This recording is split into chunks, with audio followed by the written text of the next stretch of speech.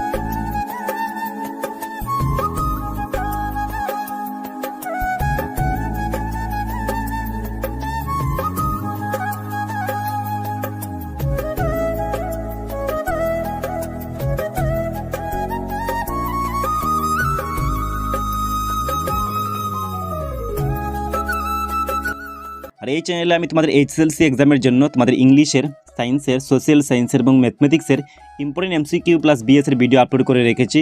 তার সঙ্গে তোমরা বাকি সাবজেক্টের ভিডিও পেয়ে যাবে। আর এইচএসএলসি এক্সামে ভালো মার্কস পাওয়ার জন্য তোমাদেরকে এইচএসএলসি এক্সামের প্রিভিয়াস ইয়ারের কোয়েশ্চেন পেপার সঙ্গে ডিস্ট্রিক্ট বোর্ডের কোয়েশ্চেন পেপারগুলো ভালো করে প্র্যাকটিস করতে হবে। দেন তোমরা এইচএসএলসি এক্সামে ভালো মার্কস স্কোর করতে পারবে। আর এইচএসএলসি এক্সাম প্লাস ডিস্ট্রিক্ট বোর্ডের কোয়েশ্চেন পেপারের ইম্পর্টেন্ট কোয়েশ্চেন আনসারের ভিডিও তোমরা এই চ্যানেলে পেয়ে যাবে। সো ভিডিওগুলো দেখার জন্য তোমাদেরকে এই চ্যানেলের প্লেলিস্টে ভিজিট করতে হবে। সো কীভাবে এই চ্যানেলের প্লেলিস্টে ভিজিট করবে তোমরা দেখে নাও।